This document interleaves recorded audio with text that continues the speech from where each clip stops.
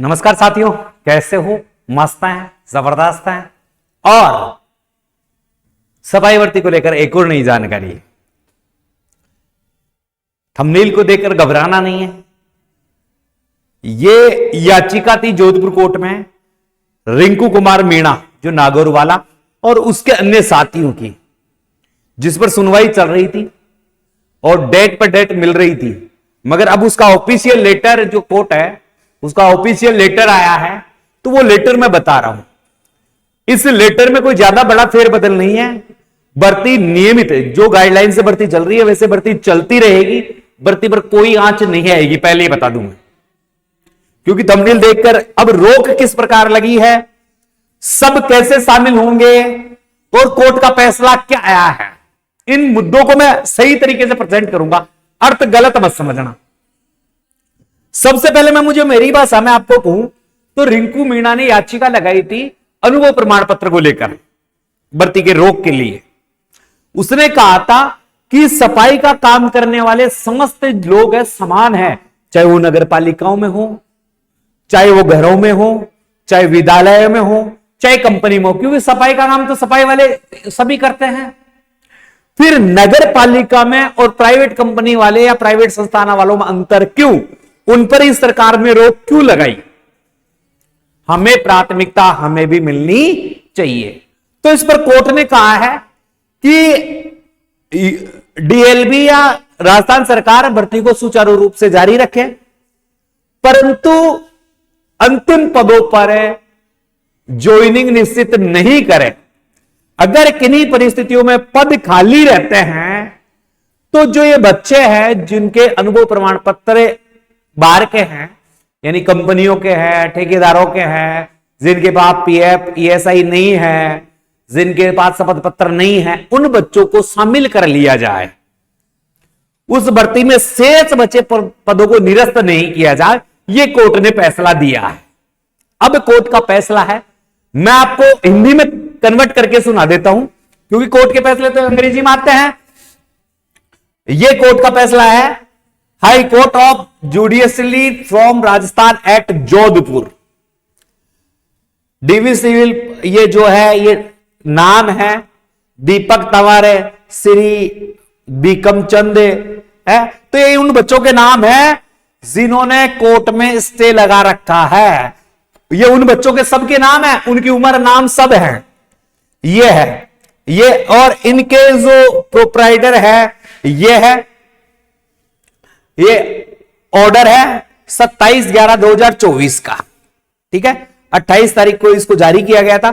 मैं ये पूरी ये दंड कहानी है, और ये है वो जो लड़का जिसने केस लड़ा है, Rinku Kumar Meena versus state of Rajasthan सफाई कर्मचारी भर्ती, ठीक है।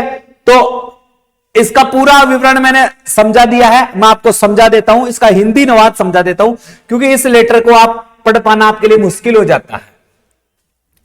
दीपक तंवर पुत्र बीकम चंद, उम्र लगभग 45 वर्ष, निवासी कॉलोनी जोधपुर का है, नुकुल है, ये वाल्मीकि का है कोई, ये मधु है, ये जितेंद्र है, ये लाजवंती धारू है, और संतोष है। ये जो ये राजस्थान कोर्ट में इन्होंने जो जोधपुर कोर्ट में याचिका दायर की थी, ठीक है। माननीय श्रीमान जस्टिस मुन्नीर लक्ष्मण का आदेश है उत्तरदायी नोटिस। अब उत्तरदायी नोटिस क्या है, वो ये है सबसे महत्वपूर्ण चीज। इसका क्या है, अधिवक्ता इनके बारे में, इसलिए सेवा पूरी हो जाती है। अब देखो हिंदी अनुवाद थोड़ा अलग प्रकार से होता है। पक्षों के विद्वान अधिवक्ता द्वारा सूचित किया गया कि डीबी सिविल रिट याचिका संख्या यह है, रिंकू कुमार मीणा बनाम राजस्थान राज्य एवं अन्य में दिनांक 20/11/2000 को निम्नलिखित आदेश किया गया सेवा में याचिका सुनवाई के लिए स्वीकार की जाती है, यानी उसकी याचिका स्वीकार कर ली जाती है। अंतरिम राहत के लिए प्रार्थना पर भी सुनवाई की गई।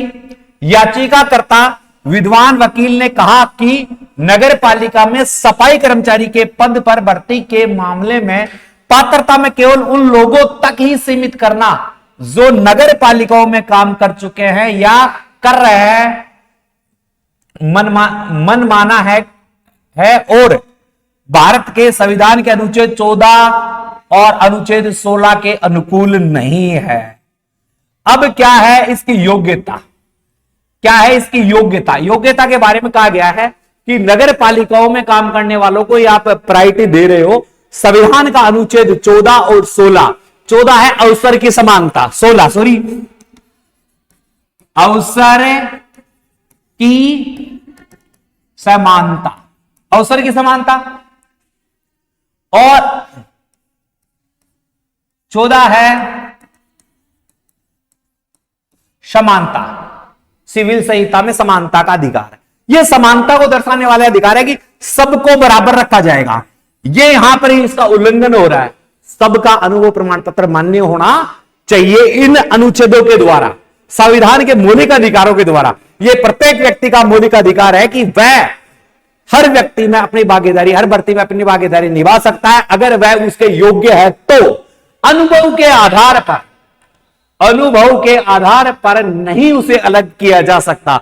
एक व्यक्ति दो जगह एक ही कार्य करता है तो दोनों को समानता का अधिकार मिलना चाहिए। जबकि एक नगर पालिका में काम कर रहा है उसको आप नौकरी दे रहे हो, जबकि एक कंपनियों में काम कर रहा है, स्कूल में काम कर रहा है, उसको नौकरी नहीं दे रहे हो।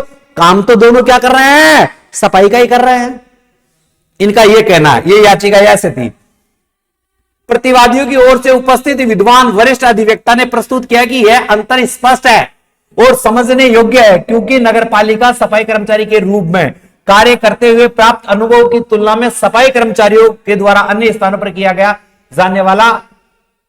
जाने वाले सफाई कार्य से नहीं की जा सकती। अब देखो, जो प्रतिवादी था, विपक्षी वकील था, वो ये कहता है कि बात तो सही है, दोनों ही सफाई का काम कर रहे हैं, मगर जो नगर पालिकाओं में सफाई का काम कर रहे हैं उनकी तुलना आप घरों में, फैक्ट्रियों में, कंपनियों में जो सफाई का काम कर रहे हैं उससे नहीं कर सकते। क्योंकि जो नगर पालिकाओं में सफाई का काम करते हैं वो रोड स्वीपिंग का काम भी करते हैं, मृत पशुओं को उठाने का काम भी करते हैं, नालियों का साफ करने का काम भी करता है। जबकि घरों में, कंपनियों में और जगह काम करने वाले हैं ना, केवल झाड़ू पोछे का काम करते। तो ये बड़ा अंतर है, तो दोनों को समान नहीं किया जा सकता, ये विपक्षी वकील ने कहा है। ठीक है, आगे चलते हैं। पक्षों के विद्वान अधिवक्ताओं सुनने के पक्षपात के बाद, यानी सारी बात सुनने के बाद, सफाई कार्य के लिए सौंपे जाने वाले कार्य की प्रकृति जो सामान्य प्रकृति का है को ध्यान में रखते हुए निर्देश देता है कि याचिकाकर्ता का आवेदन अस्वीकार नहीं किया जाएगा। यानी जिसने फॉर्म भरा है उसका फॉर्म रद्द नहीं कर सकते। तो फिर क्या कर सकते हो? तथा नागौर में योग्यता क्रम में अंतिम अभ्यर्थी की नियुक्ति की पुष्टि नहीं की जाएगी, वह इस याचिका के निर्णय तक अस्थायी कर्मचारी के रूप में काम पर बना रहेगा। उन्होंने कहा है कि आप इनके आवेदन को रद्द नहीं कर सकते। काम अलग अलग हो सकते हैं, आवेदन को अलग नहीं कर सकते। आप प्राथमिकता दे दीजिए कि आपके पास नगर पालिकाओं में काम करने वालों को पहली प्रायोरिटी है और जो बाहर काम करने वालों है उसको दूसरी प्रायोरिटी है। पहले इनसे पद भरे जाएंगे, फिर पद खाली रहते हैं तो भाई साहब सेकंड प्रायोरिटी वालों को ज्वाइनिंग दे दी जाए, तब तक इस आदमी को अस्थायी रूप से रखा जाए। जहां फॉर्म नहीं भर रहा है, पद नहीं भर रहा है, वहां पर इन व्यक्तियों को लिया जाए। कोर्ट ने यह कहा है। उपरोक्त आदेश के आलोक में वही रात वर्तमान याचिकाकर्ता पर लागू होगी और यह मामला केवल जिन्होंने याचिका लगा रखी है उन्हीं को मिलेगा इसका लाभ। ये और बता दूं, ठीक है, याचिकाकर्ता पर लागू होगी और उसकी अयोग्यता के आधार पर उसका आवेदन अस्वीकार नहीं किया जाएगा। ठीक है, जिन्होंने कोर्ट में रिट लगाई है ये केवल उन्हीं को लाभ मिलेगा, सबको नहीं मिलेगा। ठीक है, वरिष्ठ सूची में सबसे नीचे वाले व्यक्ति की आवश्यकता पड़ने पर अस्थायी कर्मचारी, यानी अगर पद खाली रहता है तो इन लोगों को लगाया जा सकता है, नियुक्ति की मांग करनी होगी। इस मामले में डीबी सिविल याचिका नंबर यह है, आप सबको पता है। आवश्यकता नहीं है कि यदि प्रतिवादी अंतरिम आदेश को रद्द करना चाहते हैं तो उन्हें ऐसा करने की स्वतंत्रता है। और उन्होंने यह भी कहा है कि सरकार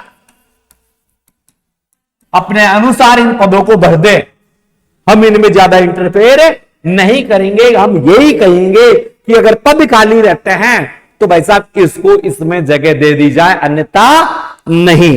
ये बात कही है कोर्ट ने। और ऐसा ही मामला उस दिन वाले न्यूज़पेपर में मैंने बताया था आपको। हाई कोर्ट में याची को दी राहत, सफाई भर्ती प्रक्रिया में शामिल करने की दी अनुमति।